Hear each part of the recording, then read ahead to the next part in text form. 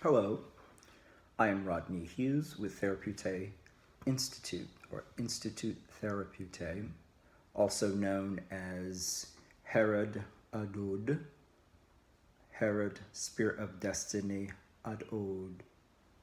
And today I'm going to discuss tapping into divinity through purification of the heart chakra.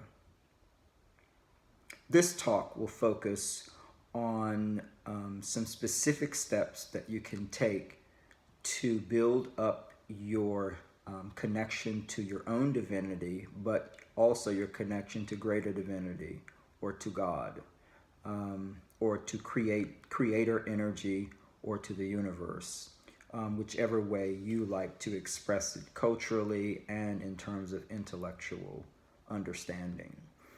Again, the topic of the discussion today is tapping into divinity, purification of the heart. The reason I want to have this talk, because I think that the time that we find ourselves in, it's very important that we understand what it means to be divine and to be human at the same time. And that how that divinity, that spark that you carry within your being, how it connects you back to greater divinity, and some of the steps that you can take in your life that will help to clarify this cord or to clarify this connection back to creator force or creator energy. One of the first topics I'd like to talk about in terms of cleansing your being and preparing yourself to have expanded consciousness is the idea or the concept around gossip. Gossip, yes. The more you talk about or against your fellow person, the more chaos you invite into your own life. Let me say that again. In terms of gossip, the more you talk about or against your fellow person, the more chaos you invite into your own life. Killing another person with your tongue in no way lifts you up. It does not lift us up. We might, in the midst of talking about someone else or gossiping about someone else's circumstance or situation, we might feel a sense of power in that moment. But actually what is happening to you is that your life force is being drained out of you. And so therefore you are dimming your connection to divinity when you participate in this kind of behavior. To the contrary, it siphons away your energy and darkens your soul. Pay close attention to your abdominal area when lashing others with your tongue. You can literally feel the life force leaving your body. You have missed the mark when this happens, and walked a bit further into the land of the sleeping. During the act of gossip, the mouth is flapping, but your divinity is being diminished all the while. It pulls at your heart chakra and the solar plexus. And what it does essentially is that it dims your third eye, which means you have less of ability to see beyond the physical world. And by dimming your third eye, you're also dimming your cord to divinity, your cord to greater divinity, because you're already divinity in the human form. But the goal of this talk is to show you in very basic steps how you can begin to build the cord between the divinity of humanity, you, and the greater divinity of the universe, and how we all fit into this finite equation. So, no matter that you're the small piece, you are a part of a greater whole. And it is so important to understand that, because in understanding that, then you begin to understand what it means to have Christ's consciousness. Let me say that again. When you understand the micro to the macro, divinity in human form and greater divinity, universal form. When you understand the bridge between these two aspects, then you begin to know what it means to be in Christ's consciousness. Okay. So, during the act of gossip, the mouth may be flapping, but your divinity is being diminished. It pulls on the heart chakra and the solar plexus, dimming the third eye, shifting your conscious to the lower recesses of the spine. It shifts your conscious to the lower recesses of the spine. What that literally means is that it puts you to sleep. You're not able, you think you're seeing, you think you're doing, you're walking in the earth plane, but you're not conscious of anything beyond what's in the lower plane of your body. This is why we can tend to go towards drug, alcohol addiction, food addiction, sexual addiction, because we are at that point, we have been diminished to the lower recesses of the spine. The idea of connecting to greater consciousness is to rise that energy up, where you are connecting all of the chakras and putting them in alignment, which puts you back in alignment with what is your divine inheritance, which is the expansion of your divinity. Proverbs 15:4 says, "The soothing tongue is like a tree of life, but a perverse tongue crushes the spirit." Let me say that again. Proverbs 15:4 says, "The soothing tongue is a tree of life, but a perverse tongue crashes the spirit." Okay, if you didn't get that wisdom, I'm going to go now to 1 Peter 3:10, which will give you a little bit more wisdom so that you understand the power of the tongue to crush and damage not only you, but to damage others as well. And so that's why we want to put the tongue in control. Putting the tongue in control with other flesh-bound desires puts us more in line with our greater consciousness, so that we understand and we're able to walk fully in our divinity. So 1 Peter 3:10, "For whosoever would love life and good days must keep their tongue from evil and their lips from deceitful speech." I'll say that again. "For whoever would love life and good days must keep their tongue from evil and their lips from deceitful speech." This is, I think, is one of the main steps towards clearing a path to your greater divinity, because I think this is an infraction that so many of us do without realizing the damage that we are doing by engaging in gossip and talking about other people behind their backs, and or trying to play out scenarios in your mind of how their life can be better when your life is in chaos. So what that says is that the idea is to focus on putting your own life in order. Ephesians 4:29 puts it like this: "Do not let unwholesome talk come out of your mouths, but only what is helpful for building others up according to their needs, that it may benefit those who listen." Let me say that again. It says, "Do not let unwholesome talk come out of your mouths, but only what is helpful for building others up according to their needs, that it may benefit those who are listening." So, essentially what it is saying is that when you refrain from gossip or talk that tears people down, always know that there's someone listening to what you're saying. And so you also want to, that person that's in your present, you want to be building them up at the same time. So by not tearing other people down and letting the company that you keep know that this is not a part of what you think or what you would like to engage in, what that does, it teaches the other person. It's like each one teach one. So when you're talking about somebody else who is not there, there is also always someone in your present, and you want to be teaching within that situation as well. So it's equally as important to not gossip, talk about someone behind their back, but also know that there's always someone listening to what you're saying.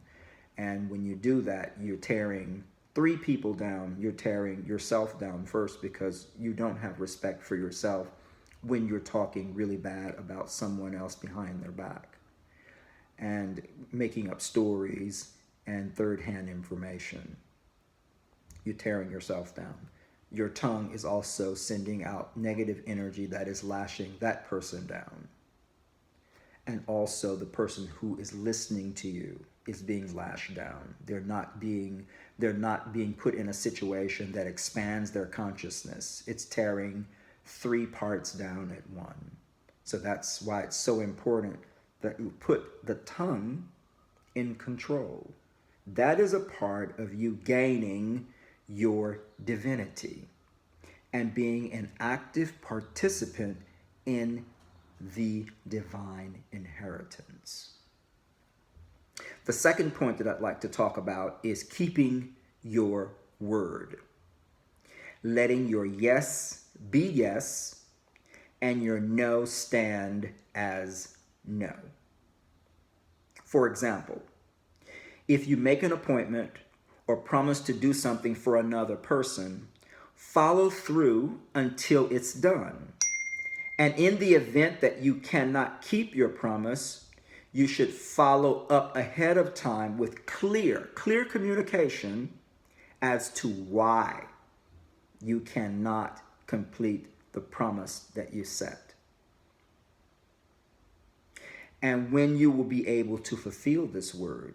And if it comes to a point where you no longer feel spiritually that this is something that you should do, even though you committed yourself to it before, the idea is to communicate to the person that you've made the promise to.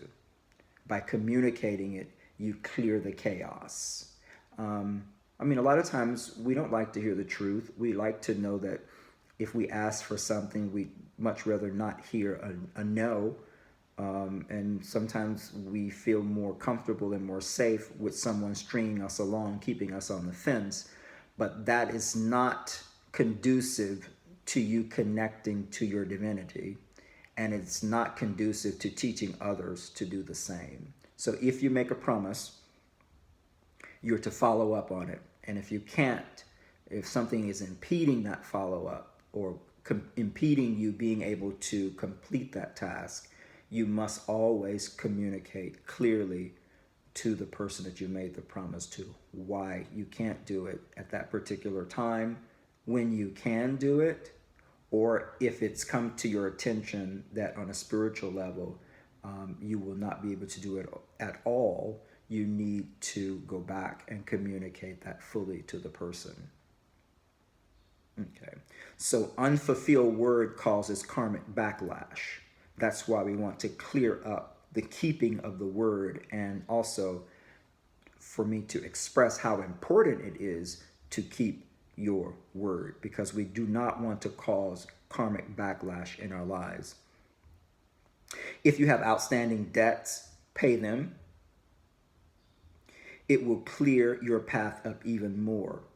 This is particularly so if you owe your brother, your sister, a family member, someone in your community, a friend, and so on. So by paying up those debts, you clear up any chaos that might exist in your relational move, the way you move in your relationships or in your relation to other people. And it's so important that we have smooth running relationships, because it builds up trust and it builds up a a bridge between yourself and other people, and they know that you stand for what you say. That is so important. And these might seem like really simple things, but when you combine them upon each other, as we talk about more and go into more aspects, like the third, fourth, and up to the seventh aspect of little things that we can do in our lives that will clear the path that allow us to better understand greater divinity. And by understanding greater divinity, I'm going to start to unfold with you what will start to happen in your life and the kind of power that you will be able to achieve, even in the human body, to combat the forces of evil, to combat anything that might come in your path that might ordinarily cause anxiety or fear or misunderstanding. Okay, so the third movement in working with the heart chakra and tapping into your divinity would be around the idea of truth.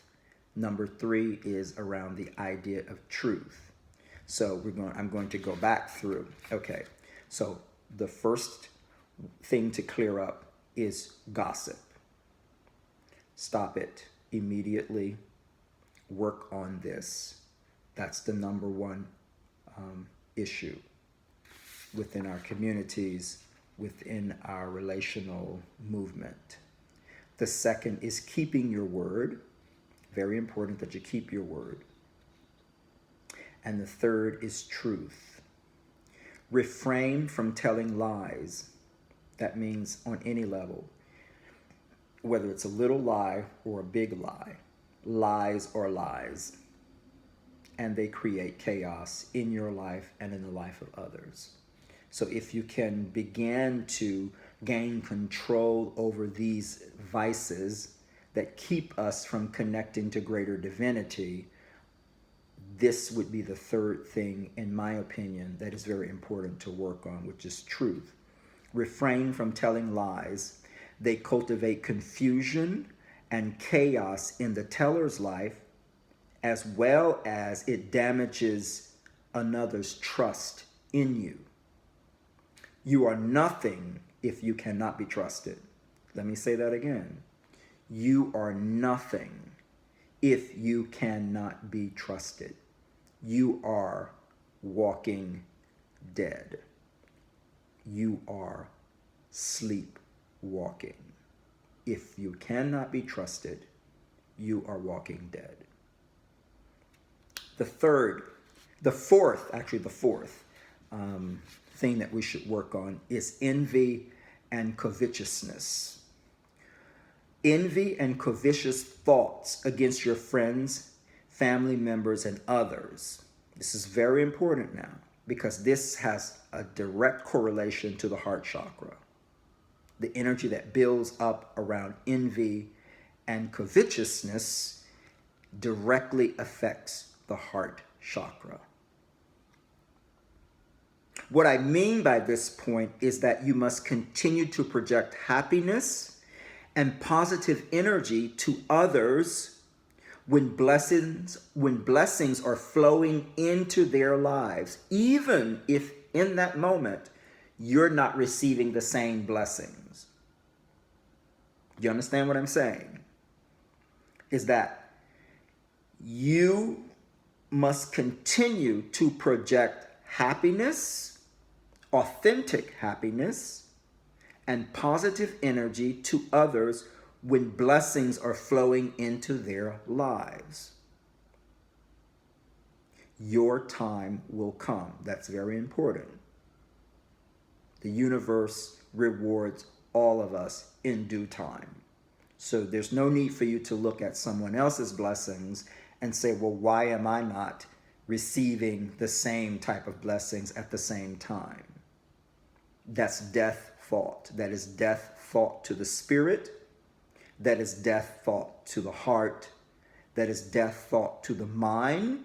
And it disconnects the divinity that you hold from greater divinity.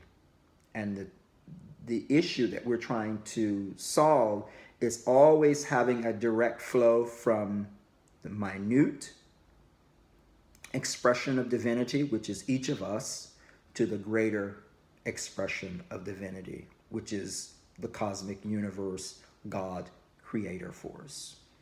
Okay. Always know that your time will come. Your blessings may not be theirs, but yours will come. And when you remain grateful with a humble heart towards other people, towards others, remain grateful and humble towards others.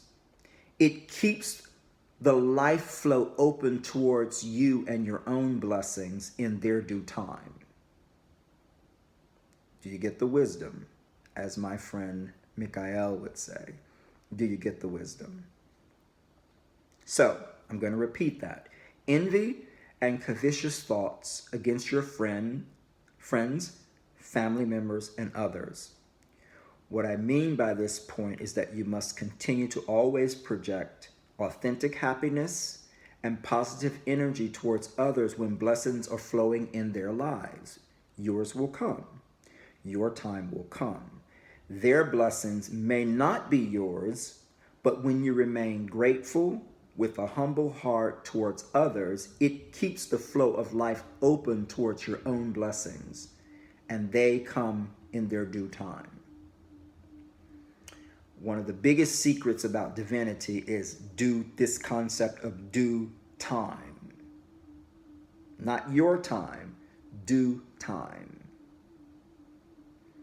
Which means be still, pray, wait, seek wise counsel, and you will receive what it is that you are seeking. Okay. So while you anticipate your flow, I want you to search your heart to remove those things that block your energy flow. Be honest with yourself. Let go of envy. And most importantly, unhealthy measuring of what's yours versus what others have obtained in their flow of life. This will further open you up to expand your own divinity. And in the end, that's what we're trying to do. We're trying to expand our own divinity. So by expanding your own divinity, you are also, just by the act of that, that is the revolution untelevised. Expanding your own divinity allows others to expand theirs as well. Okay. 5, we want to talk a little bit about the body. The body is very, very important. Why is the body important? Because the body is the temple of the divine spark that you carry. The body is the temple of your divinity. You are divine. Yes, I'm saying that you are divine, and the body houses that divinity, or it is a way for that divinity to be expressed and expounded upon in the earth plane. So this is what I wrote about the body. The body is the temple which houses your divinity while in the earth plane. Do not desecrate it with unclean spirits. This means make every effort to purify it with daily meditation. Feed it alkaline foods as much as possible. And do not, under any circumstances, lay down with unclean spirits, physical or non-physical. I'm going to repeat that. The body is the temple which houses your divinity. While in the earth plane, do not desecrate it with unclean spirits. This means make every effort to purify it with daily meditation. Feed it alkaline foods as much as possible, and do not under any circumstances lay down with unclean spirits. Okay, this is for example. People who do not keep their word are unclean spirits. People who lie outright is an unclean spirit. Those who scheme, lie outright, and do not keep their word are unclean spirits. And those who do harm to themselves and others are unclean spirits. They carry unclean spirits. Remember the old adage that cleanliness is next to godliness. I would say next to divinity. Very important. In other words, maintain alignment with your divinity. If you are suffering from trauma or addiction of any kind, it is wise to seek counseling. There should be no shame in your healing process.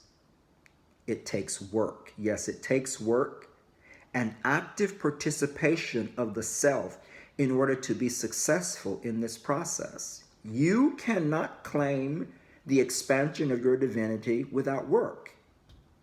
Daily meditation, cleansing yourself from vices that you know do not serve you as a divine being. All of this is a process of cleaning the heart chakra, preparing and consecrating the temple, your body, that is holding this divinity that you came to earth with. And the idea is to get this divinity to expand and be connected to greater divinity. That should always be the goal in mind.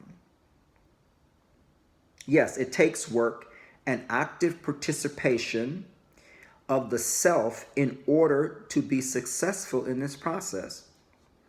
You should always seek out information. Read everything you can find on your particular kind of trauma. I myself had to do 2 years of intensive therapy and technologies like Momentum to deal with my childhood trauma centered around abandonment issues. See, my father died when I was very, very young, like 2.5. And even though it was no fault of his own, I was still left with having to grapple with his absence while growing up. So this caused a trauma around abandonment. So eventually I had to seek counsel to be able to heal myself of this trauma. Certain incidents in our adult life can set these latent emotions off and re-traumatize us again and again if the problem is left unattended by professional help and or wise counsel. Do not be ashamed. If you know that you need to seek therapy or some type of spiritual coaching, do not be afraid to do that, because it's only in that is taking the experience of those people who have gone through that cycle to the other side, that they're able to counsel you and to have you be successful in similar ways and ways towards being more connected to your divine inheritance, to your own divinity. Okay. One of my experiences, my own experience of intense pain came through a trial of a dysfunctional relationship, like many of us go through dysfunctional relationships, and that dysfunction is usually connected back to the childhood traumas. It was a dysfunctional relationship that was on the verge of breaking. It brought me face to face with some very important choices and distinctions that had to be made concerning my own healing. What it brought up for me were childhood abandonment issues surrounded around my father's ultimately surrounded around my father's death. At that time, I knew at the very least that if I could not get me and my partner at that time to go to therapy, that at least I had to go to therapy. It was the gift that I could give to myself, the gift of healing. So on this path, if you need to seek help outside of your own research, reading, meditation, change of diet, removing vices from your day-to-day walk. And if you need additional help and wise counsel, do not be afraid to seek that out. Very important to have someone to listen to you as you walk through that trauma that you've carried from your childhood, but also adult traumas that you carry with you even further into your adult life. So important that you are able to deal with those types of traumas. There's many technologies out there that can help you deal with those traumas. I think that yoga, meditation are the first go-to. And then if you need more intense therapy, you might do something like a momentum education or landmark education or some type of psycho-mental technology that helps us to uncover those layers that we have packed down over the years and free ourselves so that we can move more towards healing our own bodies and our minds and bringing into alignment the heart and also cleansing the heart. Because remember, this talk is about tapping into your own divinity through some very simple steps that you can take that will help you to be able to connect back to greater divinity. And by connecting back to greater divinity, you will be able to see exactly what I mean about divine inheritance. I'm going to talk a little bit more about that as we get towards the end of this instructional. Okay. So as I was saying, what it brought up for me were my childhood abandonment issues surrounding around my father's untimely death. At the time, I knew at the very least if I could not get both myself and my partner into therapy, I had to do myself a favor and step forward towards wise counsel. It was also necessary for me to distance myself from the other person's pain body as well. You understand what I'm saying? Because each of us might have our own traumas, and sometimes when people come together, they activate each other's traumas. So when that happens, the most healthy thing that you can do is to distance yourself from that person, to really remove that person from your life if they are not willing to move forward to wise counsel or some type of professional therapy that will help you to be able to get through this process. And if they are not willing to do that, the best gift that you can give yourself is to completely remove that person from your life. Because what is happening is that your pain bodies are coming together and it's creating this emotional, mental explosion of all of this power that is layered deep down inside of us, and all the chaos that needs to come to the surface and be transformed into balance. So if you find yourself in that type of dysfunctional relationship, the best gift, I repeat again, is that you should remove yourself completely from that relationship. And by moving yourself from that relationship, you should go directly into wise counsel, some type of therapy. And for me, professional psychotherapy helped me a great deal. 2 years of very intense psychotherapy. For the first 6 months of that time in my life, I went to the therapist probably every day of the week, with the exception of the weekend, for 6 months. Very intense. And for the next 6 months, I went once a week. And then when I decided that I had now learned new tools to help me deal with my trauma, I was able to step away from therapy, even sometimes against the advice of the therapist, because a lot of times they want to hold you and keep you to them as well, even though you need to learn how to take those tools and use them successfully in your own life. And the only way you can do that sometimes is to step away from the therapy after you've had it intensely for a while, to test and to see what you have learned. What I learned in the process is that, yes, I was able to remove that person from my life. I was able to deal with my own pain body through that intense therapy process. But then after that, I needed to go out and to test my own ability to heal and move myself to the next level. And what I found out is that after I was out of therapy for a year, that I decided that I wanted to go back for a refresher and also to maybe take myself to the next level of self-realization. So I went back for another year. That was probably, I would go every other week for about a year. And so that was the total of 2 years of really intense professional therapy that I did. That really helped me to deal with my childhood trauma that I was bringing into my adulthood and causing adulthood trauma. But at least I had the wherewithal to know that the adulthood trauma, I needed to stop it, move that person out of my life that was connecting with my pain body and causing these types of issues to come up into my force field. I removed that person and I went immediately into therapy.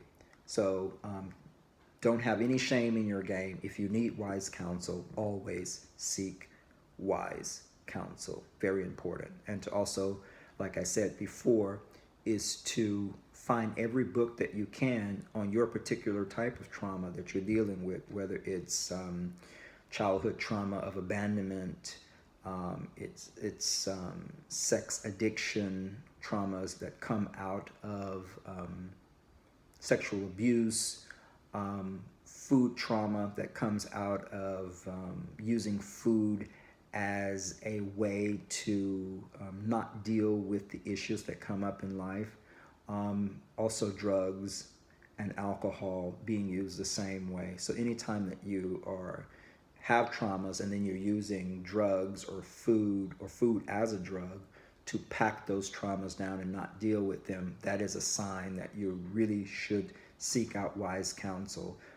For me, I always liked reading. Reading has always been a very, very important part of my own self-growth and expansion.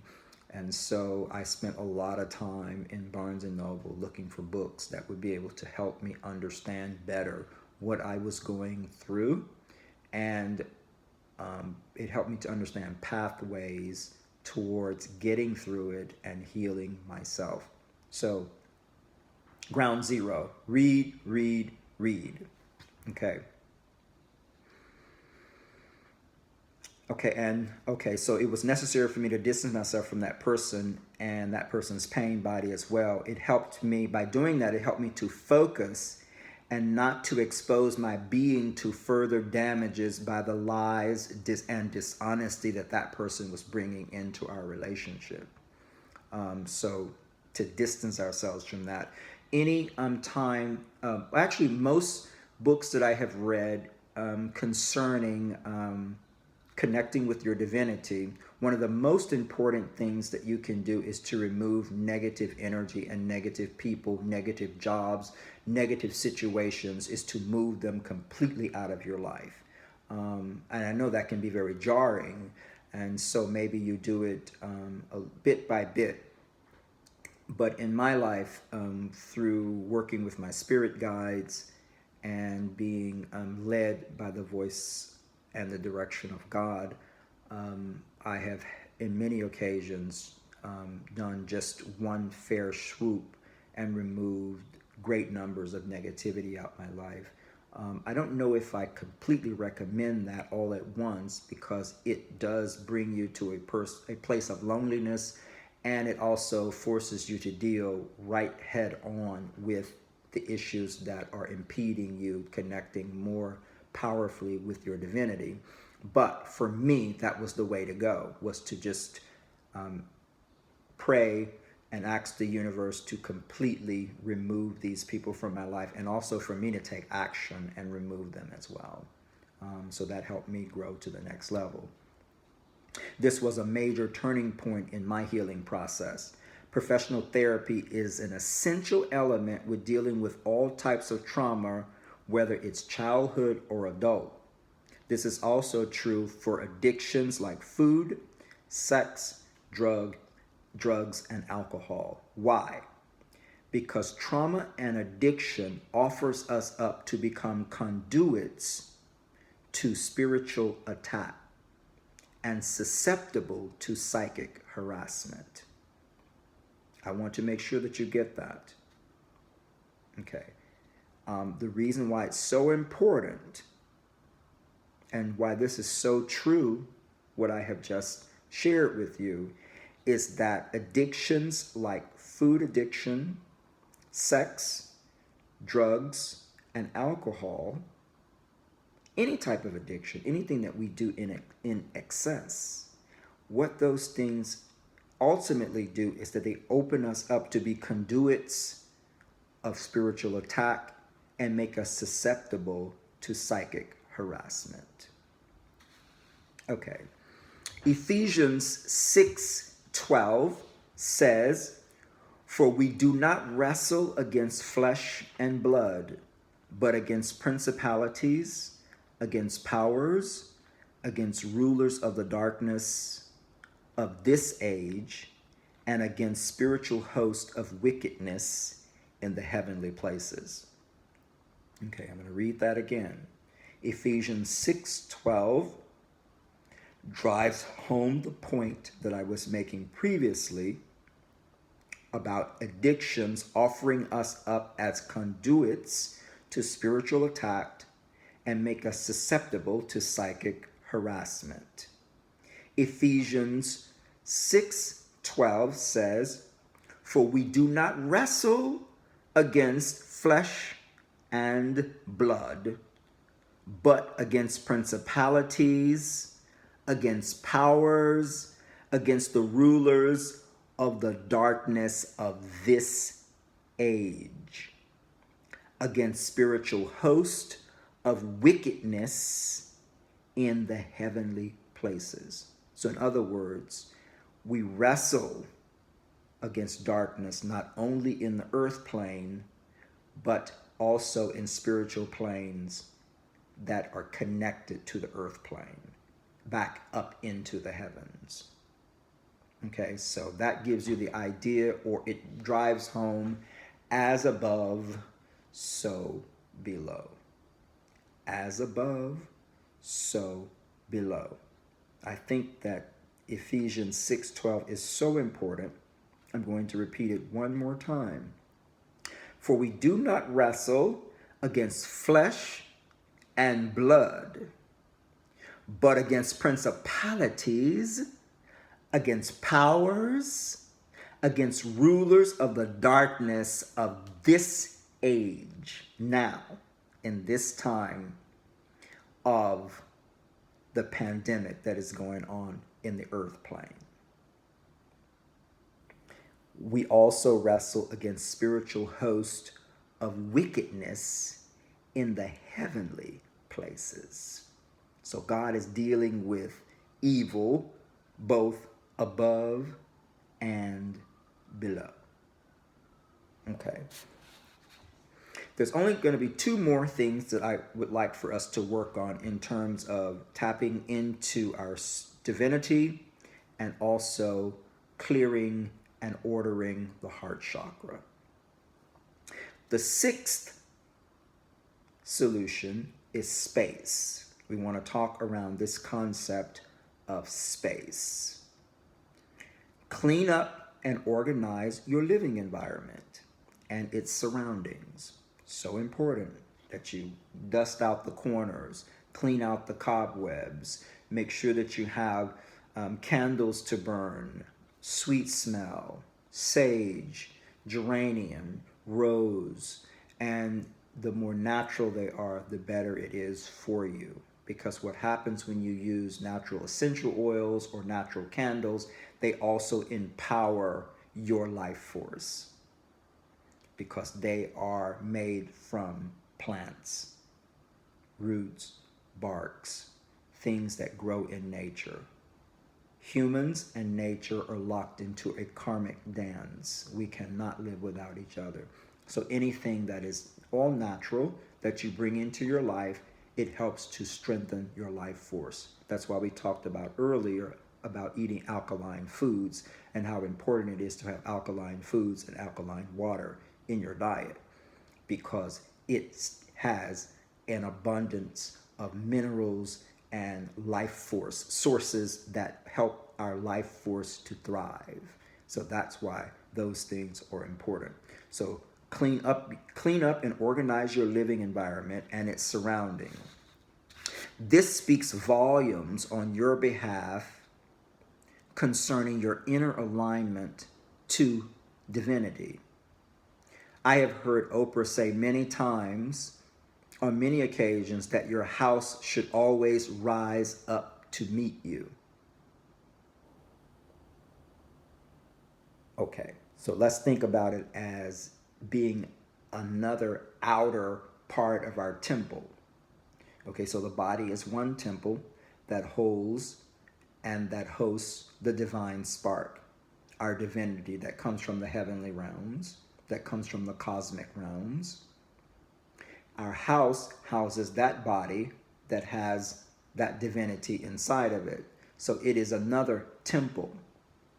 And so that place should always be clean and in order and burning protective scents like frankincense and myrrh, sage, rose, copal, many others that you can use. You can do your own individual research for those things, or you can, when you like and subscribe this video, you can pose questions to me in the chat area, and I will be glad to answer any questions that you might have. So again, I want you to like and subscribe to this video. Oh, like this video and subscribe to our page, Institute Therapeute. And if you have any additional questions, put them in the comment section, and I will either answer in the comment section or I will request that you DM me in my email. Okay. The order in your home, the outer temple, speaks a lot about what is going on at the core of your being. So your surroundings tell me and others a lot about what is happening on the inside of you. So if you have chaos on the inside, all the things that you deal with on the outside will also be in chaos. Even if you put on a great face when you walk out and you're dressed all up and you put on a face or a mask so that people will see you a certain way outside, always the people who are spiritually attuned and high and working on a higher frequency and walking in this earth plane on a higher frequency, they can always see through those facades.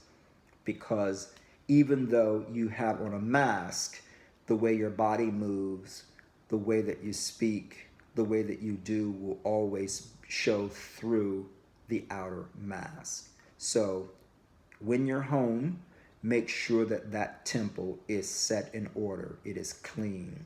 It is burning good fragrances, incense. In any way that you can, make your home a temple. Because it speaks to the balance versus the imbalance that might exist within your own being.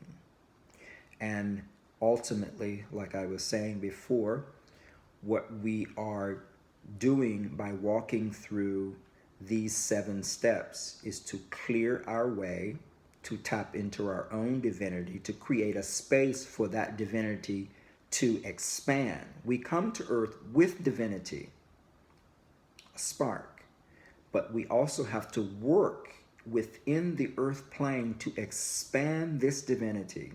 Without the work of healing, without the work of cleaning up your spirit, cleaning up your space, understanding that you are divine, understanding that the body is a temple for this divinity, without understanding these things, you cannot expand your God consciousness to connect back more fully with divinity, with the cosmos, with the universe, with the creator force in you and the greater creator force in the universe. Okay. The 7th and final thing that we must do in terms of being connected back to our greater divinity is walking upright. Walking upright. It is a gift given to us over all the other animal kingdoms. This is one of the main things that sets us apart from the other animal kingdoms. We are animals. Do not forget that. We are a part of the animal kingdom. However, we are given the gift of walking upright. And without cleansing the temple and getting rid of vices and things that keep us from holding that space of walking upright, then we are essentially like any other animal, whether it be a snake that crawls on the ground or a zebra that runs in the wilderness of Africa. So upright, walking upright in all of your doing with balance and humility. Do not forget humility, because all people or persons who understand that they are divine, when you come into this understanding, humility becomes your greatest warrior power. Because in humility, you are able to fight from an offensive perspective. Having humility allows the greater divinity to come down and work on your behalf. Okay? So humility is very, very, very important. So, in all of your doing, walk upright, doing it with balance and humility at the core of every action and non-action enacted by your divine life force. I'm going to say that again.